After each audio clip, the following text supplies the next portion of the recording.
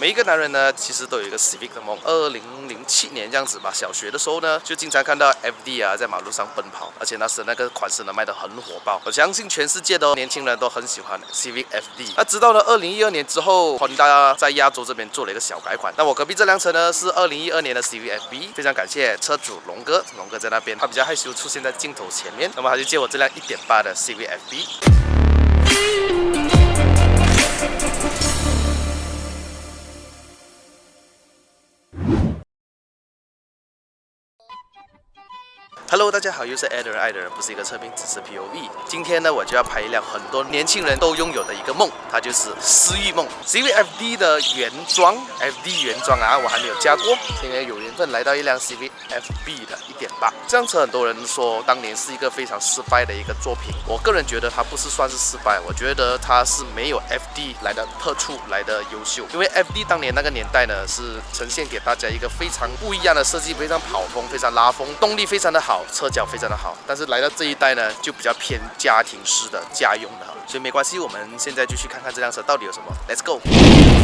在我中学时代，07年吧，应该那时候就推出了 Civic FD 了。那当年那个年代的话，我舅舅都有一辆哈，都觉得很帅、很拉风那样子。他做出一个大改款，就是我们现在这一辆啦 ，Civic FB 啦。其实你这个侧面看下去呢，它其实很像 FD 的，其实一模一样的，只是说它的尾灯啊，它其他地方呢就换了一点小小东西啦。很多人说是失败的作品哦，不过我个人觉得你不可以这么讲，只是说它换了一个风格，导致是很多人不喜欢。这辆车到底有什么风格呢？比如说车脚没有这么硬朗，比较偏舒服，家庭用。比较遗憾哈，就是很耐副引擎 ，Double Overhead Cam 换成一个Single Overhead Cam 啦，动力来讲应该都会比较差那一点点。这辆车是一个2012年1.8 Pre-Facelift 啦。如果你有看过 Facelift 的这个 Civic FB 的话呢，这里有一个大洞，它这个 Chrome 是没有了的，它有一个大洞，可以讲进气也进得比较快。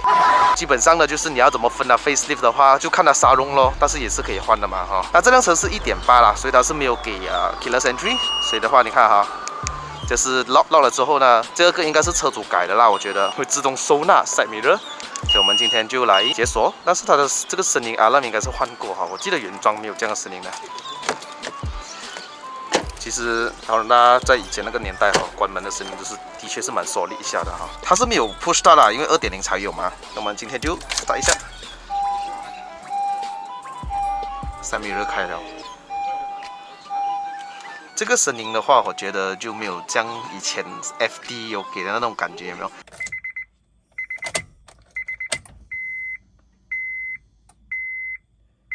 你们记得吗？那个声音是我最喜欢的闹钟声啊，经典啊。当然是这一个就比较斯文了一点。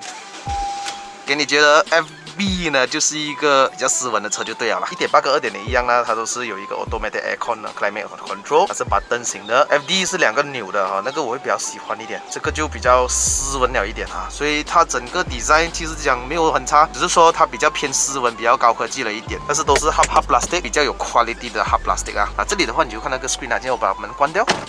它就会呈现出综合油耗多少啦，你的 range 还可以走多少公里啦。切换的都是用这个 button 来按的哈。不知道为什么有些人可以把它放一个 wallpaper 在那边，可能是要有这个唱机啊。Facelift 了之后，它有一个 Navy 版本，Navy 版本就是有附上这个 touchscreen 的 unit， 它就可以控制那边换吧，应该是这样子。这我不太清楚哎，如果你们知道的话，在下面留言一下。你会看到照片上面的话，这一个时速表好像很普通，对不对？但是如果你用肉眼看哦，这2条线是很 3D 的，它好像在你的眼前呈现出来，它真的做的很 3D 的，就是很漂亮。时速表、油耗还有这个油格，RPM 在这边，那就延伸了 FD 以前那种 dual tint meter cluster。这辆车没有 auto headlamp， 这一代的话就有 eco mode、parking button、VSC off， 还有这个 interior 的这个 sensor off。然后这里有 auxiliary， 还有 USB port， 还有一个 power outlet。然后这里可以空间可以放比较大的电话还是什么。不管你今天买到2.0还是1.8，它都是配搭着 5-speed automatic transmission AT 啊，跟上一代的 FD 是一样。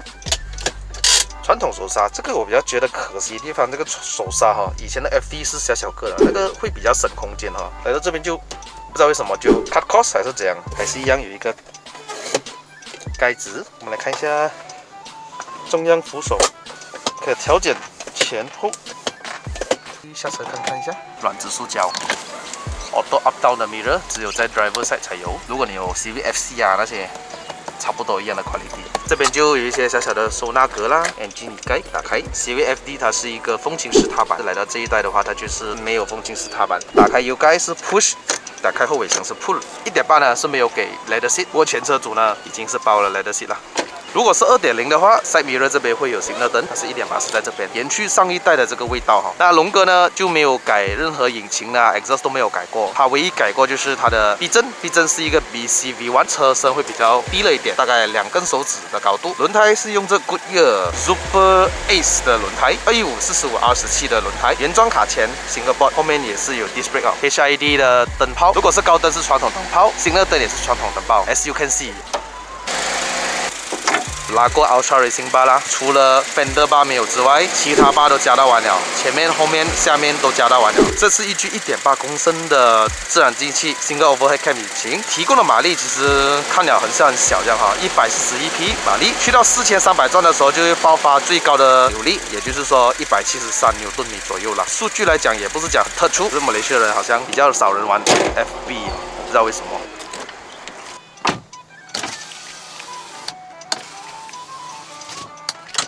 一个小小的空间，哈，找到有一点东西了，一开就是，哦，痛啊！它就是没有那种缓降的这个功能啊，整个 dashboard 都会偏向于 driver side， 没有灯，这2粒是 interior sensor， 这里还有一个推特。前面调整成比较舒适的位置的话，这里有3根手指的位置，头部空间至少有1个拳头以上的位置。后面没有冷气出风口，不过会有一个中央扶手在这儿。所以这辆车是包皮回来的，所以这一个方面是平的哈。FD 也是那时候也是平的。Disc Brake。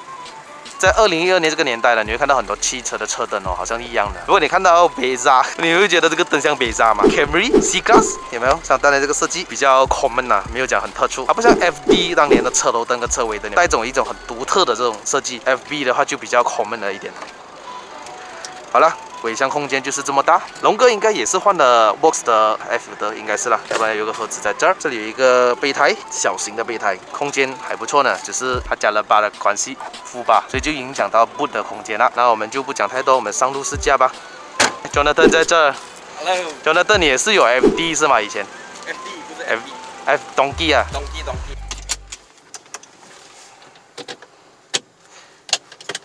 Alright。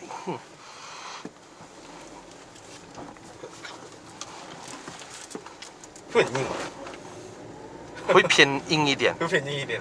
这个 BCV1 我觉得还行啦，因为它有那个前面我是调温暖，前面我是从暖调去5度，后面我就调去9。啊，因为我一时会有在家人副卡我们。OK。5个人嘛。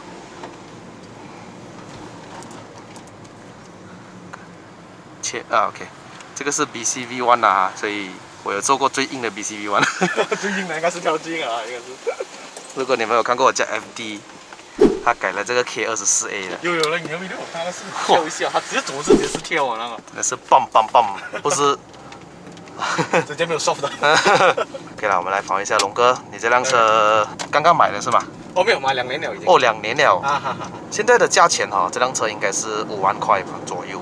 啊，差不多。其实如果你看回那个价钱哈。跟 FD 好像没有什么分别那样。FD 大概便宜一个5000到6000这样。是咯，就便宜一个5、6千。还要看年份哦，我还看到2.0那些啊，卖5万多，真的是很厉害啊。毕竟还有人玩嘛那种车。好像他们很喜欢，就是买了那是他们流行什么，多人买啊，那个价钱它就不会跌了。对。啊，它就hold着在那边了。这辆车如果你问我啦，值得买没有？我觉得很值得，因为年份新过 FD 嘛。啊，对。然后它。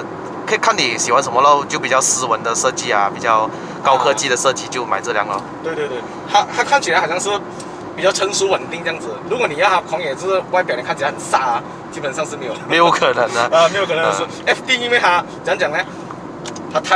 它出的时候是太美了，已经是太完美了，可以说是动力啊，然后外表啊又好很多。直到这一代出来的时候，他们讲大扣分，因为第一就是外表是不够飒，第二动力呢一定是舒滑一点的，因为这款它的设计是跑经济型、家用型啊，他们讲不够热血。当时为什么没有考虑到买2.0的款呢？2.0可能 accessory 比较多啊，有 pedal shift 啊这样子嘞。2.0是相对来比较好一点，可是我买车那边呢，它2.0呢看上去就比较惨。买二手车不一定说你要找2.0，它就一定有2.0好的哦。我还要考虑以后我还要维修啊，各个方面的东西嘛。我看到2.0跟1.8它的分别就是 accessory 就是有 pedal shift，然后那个 side mirror 有那个 signal 灯，觉得是没有太大改变啦，就是 Lotte 我会便宜一点点。应该开上去也没有什么讲动力很大差别，没有很大分别啊。然后他们有讲啦，因为 Honda 的 pedal shift 啦，就是当时这个车的年份啊，他们设计到不是很好，会比较有问题一点。可是我不确定，我是听回来啊。是听 Foreman 讲啦。对。你买了这辆车2年了哦，你就是修那些 wear and tear 的，比如说。说不是修，因为后面漏油。换回 OEM 的呢，基本上是不能用了。原装呢就很贵，那个价钱可以跟你换那个 Adjustable 的价钱差不多一样，就直接 upgrade 去 Adjustable 了。哦，所以为什么你换 BC 就是这样子？多少钱呢？这样3000多块要吗？前后。要，3500到3600之间。哦，原装要这样贵的。OK 啊，塞。然后 brake 的话，也是用回原装的，你信？你信啊？对。要 upgrade 的，可是我这个 Sportline 它不敢用，因为我 Sportline 的打风头是它在中间那个 rim 的中间，它就顶着那个卡利伯，所以我就 upgrade 不到我的那个 brake 哦。不过你这个车的油门真的是超敏感一下的啊。我开 Eco Mode 还好一点，因为这辆车有 Eco Mode 的话，如果 FD 的话是没有。FD 如果你买2.0的话是 K20Z， 然后1.8的话是 R Series 的啊。但是这个也是1.8，2.0也是 R Series 啊。对，因为2.0也是 R Series， 可是它是 R20。所以为什么这样多人不喜欢这一代？就是好像动力差，然后外表不是很差。我现在这个 Eco Mode 踩不回去的。对，你最好是买 Eco Mode， 因为我之前有开过 Eco Mode 啦。它不能省油。好来啊，你看我油门踩一样 ，RPM 就会上，速度也一直上。知道那个 Eco Mode 好像不会去。它是因为它帮你省油，它不要你去嘛。对。它不要你去。我上网看过，它的 Eco Mode 是 control 是那个我底那边它是帮你开大一点的。对，它会的。OK 啦，你讲很跳的话，不懂啊 ，Jonathan 你后面会跳吗？后面很好。我觉得还好啦这边还 OK， 如果你去到前面那个 MR2 把杜给那边那个，你会有点明显一点。我觉得还行啦，因为可能我加了很多车那种硬的。对。然后第二点，我不能调太硬，就是因为我要再加了。对啊。我加了。Steering 轻很多咯 ，FD 的话会偏重了。这个应该没有错的话，加起来感觉就是 electronic power steering 了的。对是。对，以前是 hydraulic 嘛，也是蛮精准的，算精准的。它不会好像很多虚位，我要左一点右一点都 OK 啊，这样子。也是不知不觉就超速了啦，因为蛮定一下，你加了吧，130。除了风声的话就，如果你比起 FC 的话，就会提升了这些风声啊，还有胎噪声啊，会比较安静一点啊，一代比一代好。综合油耗，龙哥你有没有经常踩油啊？有。9.6 km/L， 不是讲很差啦，它是很中等的一个，像2.0的数据咯。我的车也是2.0嘛，也是这样。是黄金油条。对啊，我的也是有稍微踩一点，就到9.6 km/L 也是算是 OK 了的啦。我是试过负担可以跑到接近600，580多。OK。不是拿油门的。慢慢踩。这边去走后，然后来回这样子可以跑到。在 highway 啊。后面呢就是一个multi-link了，所以这个会比较可惜的地方。handling 肯定是这个 F-Boy 的话呢，就会可能会输啦一点点因为它原装的设计调教的会比较偏软。一般上你是打95还是97啊？RPM 很低一下110的时候2000转这样过来。在真正日本来讲，这辆车是没有售卖的没有日本没有。说难怪了，我就突然想起。所以如果讲这一代有没有在日本有Type R是没有的啦。然后买这一辆车有一个优点的就是，如果你做维修什么都好它很少OEM货给你，通常都是原装。毕竟这辆车比较少人玩嘛。明白。所以还没有很多OEM货，就是你换零件都好，你维修都好大多数都是原装货。但是东西会难找嘛，就是讲我马上要的话就不可能有，一定要欧的。还要这样你这个原装 brake。有换过钢喉还是什么吗？没有原装到完了。全部原装到，连那个背皮也是原装的新的。不错电下去有反应算是偏敏感的，所以我觉得 Honda 一路来的 brake 真的是不错的。那 BC 的话一过这个一条你就感觉到那个砰的声音在 highway 的话是很舒服了。我们来这边做个0到100踩完。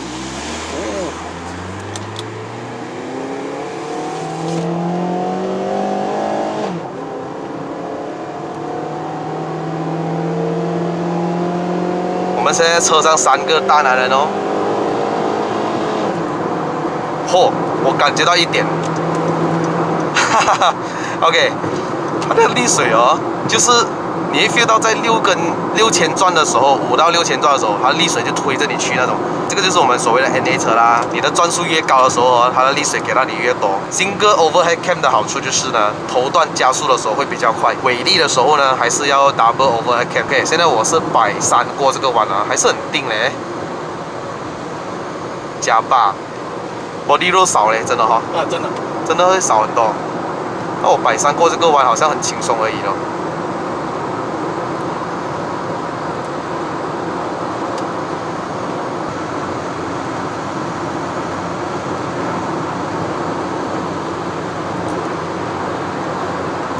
144转速还没有到3000，这个车的视野角度非常好，它镜子够大不用紧哈，它旁边还有这个小镜子。哦，对，它跟 FD 就是东基那款比，就是它这个 A 柱比较大一点然后它的 side mirror 占够大，所以我觉得你的盲点会少很多啊，这样子。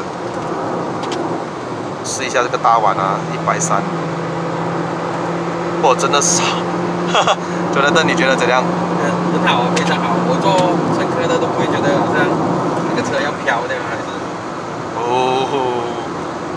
其实非常舒服。因为都你这个 speed， 感觉上车不是130的速度。它是风声会给我有一点觉得我再快了一点啊。它的整个车身给我讲也很慢嘞。它不会讲在 highway 的时候会很跳那种的，这个算舒服了。不知不觉你也可以超速了。这个 AT。至少我一踩油还会上 RPM 换牙，给我知道我在换牙。现在我的油门是大概50%啊，50%，他就知道好像我在上山有没有？拉高转给我，我放一点油先，放一点油。哎，他不会跟我升档的啊，有了。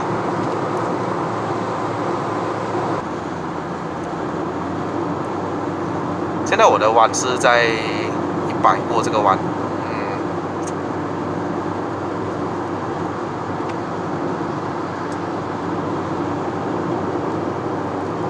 所以这个牙呢，如果是推到下来一个，就是它要按的它不能一推就推的要按那个解锁板凳。现在是在3号牙，前面的 Camry 很快，看到它的 body roll， 2.4的它的油门蛮直接的我一放就有那种感觉了。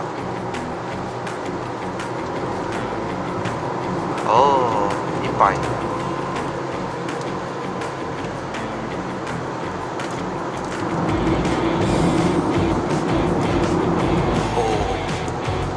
现在我的转速是在多少？4000不到。你 feel 到那个力水是开始来这了的它就给你感觉就是，我来这啊。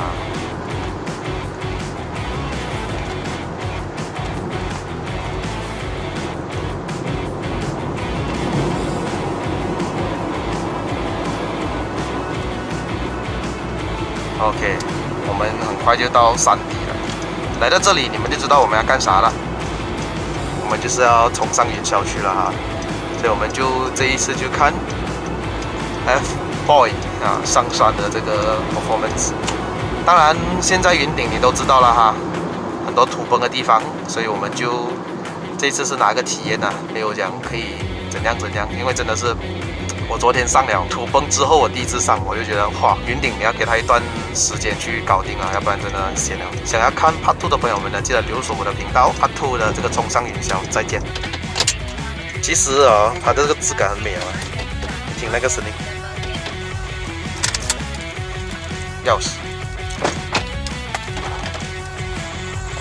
好了，影片就到此结束。如果要看 Part 2的朋友们，记得留守我的频道。还没订阅我的朋友们，记得按赞、订阅、分享、打开小铃铛，你才能及时收到我更新影片所以我们影片就到此结束啦，我们下一个影片再见 ，Goodbye。